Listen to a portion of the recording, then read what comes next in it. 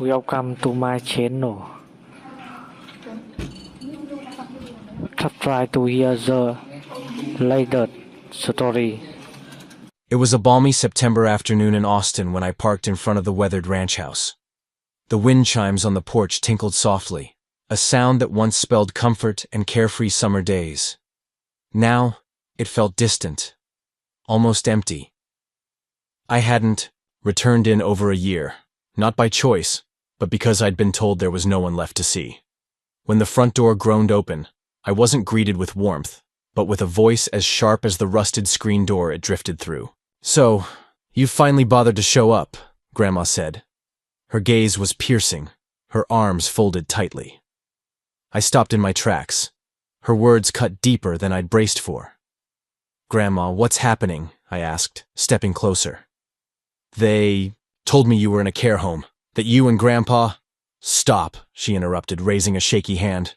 That single motion hit like a blow. "Your grandfather called for you, Elena, endlessly, as he lay dying. He kept asking for his little scientist, but you never answered. You never came." My breath snagged. "That's not true," I said, voice trembling. "Please, show me the number he called." She paused, then turned back into the house.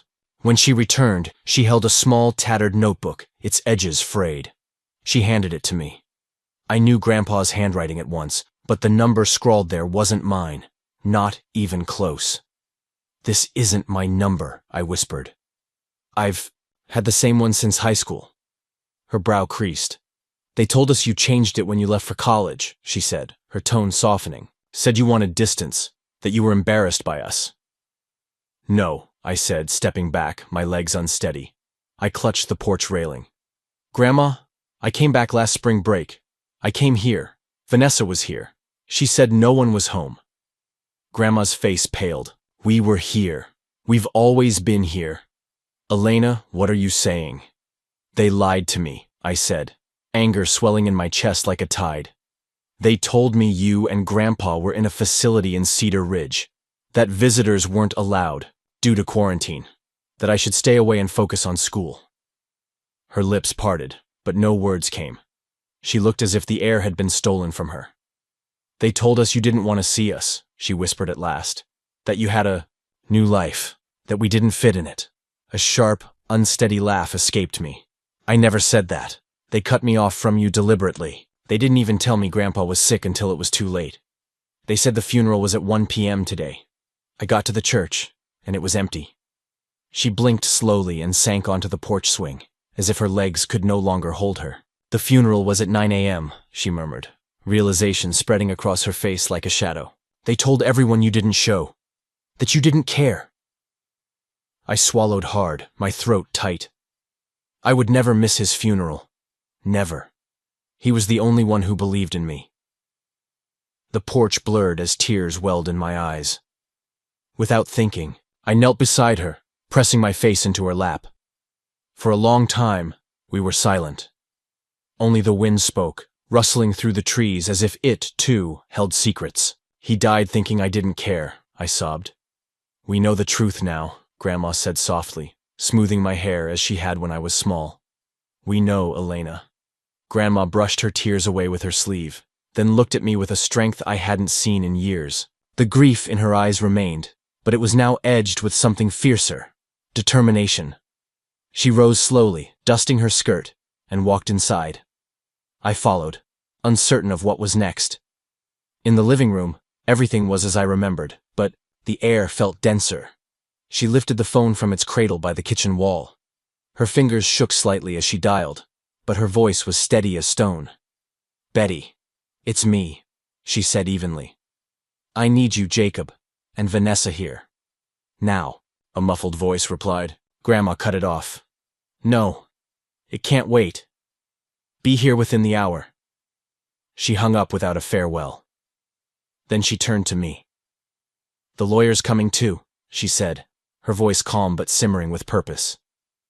"Your grandfather left things that need to be read aloud, in front of them all." I said nothing, only nodded.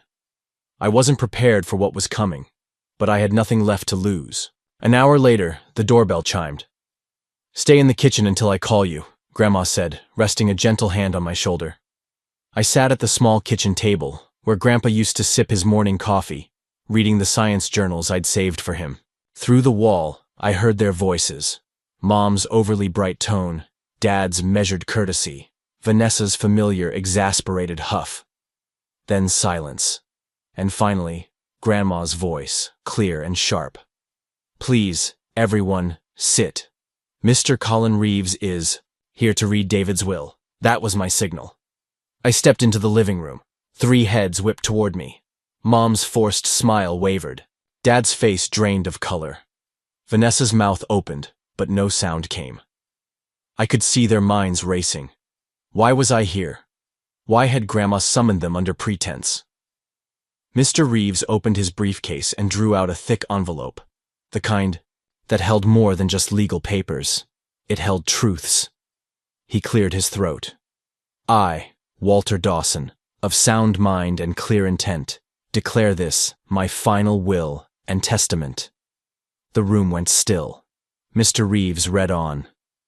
To my beloved wife, Helen Dawson, I leave our family home and a lifelong fund for her care and comfort. Grandma's face remained unchanged. She'd known this.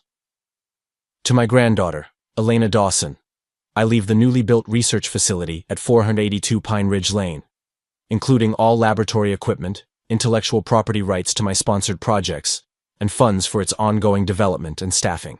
The room fractured. A sharp breath from Dad, a twitch in Mom's eye. But it was Vanessa who shattered the quiet. This is absurd, she said, her voice trembling with rage. You're giving her the lab?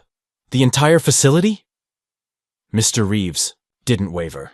And finally, the remainder of my estate, accounts, assets, investments, shall be divided equally between my granddaughters, Elena and Vanessa Dawson. The silence that followed roared. Vanessa leapt up, her chair scraping the floor. Her face flushed, her voice shaking. This is insane. No, I was supposed to get everything. That's what you said. She turned on her parents. You promised. Mom's face was blank, her fingers twisting in her lap. Dad tried to smooth his expression. Vanessa's voice rose. You told me if I visited him, played the sweet granddaughter, it'd all be mine. I stared, stunned. They'd coached her to manipulate, a dying man for his fortune, and she'd done it willingly. But Grandma wasn't finished. There's more, she said coldly, pulling a folded letter from a drawer. Her hand trembled as she handed it to Mr. Reeves. Walter wanted this read too.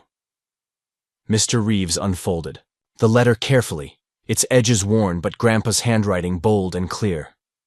He began to read. To my dearest Elena, if this letter is being read, I'm no longer with you. Though that thought pains me, I hope these words carry the love. I couldn't give you enough in life. You were always unique, not broken, but a gift that enriched the world. While others chased attention, you sought truth. While they performed, you questioned. I caught my breath, my mother's gaze burning into me, but I kept my eyes on Mr. Reeves. I watched you grow with a curiosity no one around you cared to nurture. I saw you at 7, scribbling in your notebook, timing how long it took rain to fill a bucket. I saw your light dim every time your mother dismissed you, every time your father ignored you, and I stood by, powerless, as your brilliance unsettled. Them because they couldn't comprehend it, and worse, because they never tried. Vanessa shifted uncomfortably. Mom's arms tightened. Dad looked away. Vanessa was louder, easier to celebrate, simpler for them to understand. They poured everything into her, attention, praise, resources. I don't entirely fault her. She played the role they crafted. But you, Elena, forged your own path. That took a strength I admired more than you'll ever know. A tear slid down my cheek. Grandma squeezed my hand gently. I remember when you won your first regional science competition. Your parents didn't show. They were at Vanessa's recital. You came to the porch, clutching your trophy, unsure whether to be proud or ashamed. You asked if we could hide it in a box under your bed instead of displaying it. You said, maybe, if I don't show it, they'll stop acting like I'm someone else's kid. My heart broke that day. The room felt smaller. Mom sat rigid. Dad's face was ashen. Vanessa bit her lip, silent. You deserved more than they gave. Not just material things, but acknowledgement, warmth, a place to be yourself. I can't change the past, but I can ensure your future is yours to shape. That's why I built the lab for you. That's why I changed the will. You're not a mistake. You're a wonder they never deserved. Mr. Reeves folded the letter. The silence was heavy, suffocating. I remembered the trophies hidden under my bed, the certificates tucked away in drawers. I remembered Vanessa's taunts. Nobody likes a know-it-all. Whenever I spoke up. I remembered doing her homework. You're better at this stuff, she'd say, tossing her books at me without asking. Vanessa, that's cheating, I'd said once. Elena, help your sister, Mom had barked from the hallway. Family helps family. But it wasn't help. It was control. There was a system, Vanessa demanded. My parents enabled. And I obeyed, thinking compliance might earn me love. Sometimes I'd overhear them talking when they thought I was asleep. I don't know where she gets it, Mom would mutter. She's not like us, Dad would say, almost amused. Maybe we got the wrong kid. They'd laugh. I never did. I looked at my hands now. Older, steadier, stronger than the ones that once held a magnifying glass in the backyard, chasing sunlight. Grandpa had seen me. He'd always seen me. And now, he'd ensured the world would too. The silence didn't last. Vanessa shot up, her face red with fury. This is nonsense. Why does she get anything? She wasn't even here. She vanished for years, and now she waltzes in and takes half of everything. The lab? The money? Her eyes flicked to Mom and Dad. You said it was mine. You promised. Mom's expression was unreadable, her fingers ringing in her lap. We had an agreement, Vanessa went on, voice cracking. I did what you told me. I played the part. I visited him when you said to. I said all the right things. I was the perfect granddaughter. Her voice broke. You made me grovel to a dying man for his money. The words hung heavy. Even Grandma blinked. And now I'm supposed to share? Vanessa laughed bitterly. With her? I met her gaze, calm and clear. You didn't visit because you loved him, I said softly. You visited for a reward. You never sat with him, talking about his books, his garden, his ideas. You never stayed by his bed unless someone told you to. I may have been kept away by lies, but I loved him honestly. Enough, Mom snapped, standing abruptly. This isn't the time to judge your sister, Elena. You don't understand the strain we've all been under. Strain? I repeated, almost laughing. You mean the strain of lying? Of cutting me off from the only people who cared about me? Dad stood, adjusting his collar like he was in a business meeting. Elena, be reasonable. You've had your education, fully funded. All those science programs, the competitions, the trips abroad. Do you know how much that cost? The room tilted. I steadied my breath. You didn't pay for any of it, I said, voice low but sharp. Grandma and Grandpa did. Every fee, every flight, every piece of equipment. It was them, not you. Dad opened his mouth, but I cut him off. You made it clear I wasn't your priority. Crystal clear. That's not the point, Mom said sharply. Family means sacrifice. Vanessa needs this more than you. If you want to honor your grandfather, you'll sign over your share. Grandma rose slowly, hands trembling but voice firm. How dare you, she said, her words slicing through the air. How dare you stand in my husband's house and talk of sacrifice? Mom blinked. Helen, please, no, Grandma snapped. You deceived him, lied to him as he lay dying, and now you speak of family? She turned to Vanessa. Your part, child. But it was never love. It was a deal, and I'm ashamed I didn't see it sooner. Vanessa's face twisted, but she stayed silent. Grandma took a breath, gripping her chair. I only regret David left you anything at all. She turned to the door. Leave, she said, voice steady. All of you. You're not welcome here. No one moved, so she raised her voice, not louder, but fiercer. Now. Mom tried to protest. Helen, we're family, not anymore. Grandma said. Vanessa stormed out first, her heels clicking like gunfire on the floor. My parents followed, muttering about lawsuits and appeals, but they left. For the first time, they took nothing with them. The house fell silent. A softer silence, unburdened. It's been 6 years since that day. 6 years since the door slammed. Behind my parents and sister, their angry steps fading like a storm passing. I haven't spoken to them since. Their names appear sometimes. Unknown numbers, vague emails, friend requests from shadow accounts. But I delete them without reading. I don't need their regrets, not when they're born of loss. They chose their path, and I chose mine. The lab Grandpa left me, my lab, grew from a small research space into something meaningful. We named it the Walter Dawson Innovation Hub, and we didn't just preserve his name.